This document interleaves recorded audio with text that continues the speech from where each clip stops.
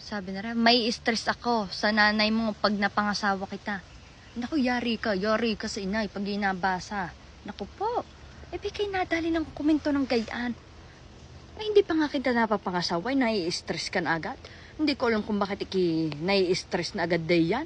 Wala mang ginagawa ang inay. Alam ninyo, ang inay, yan ay mataray, suplada, maligalig, lagi nagaganyan.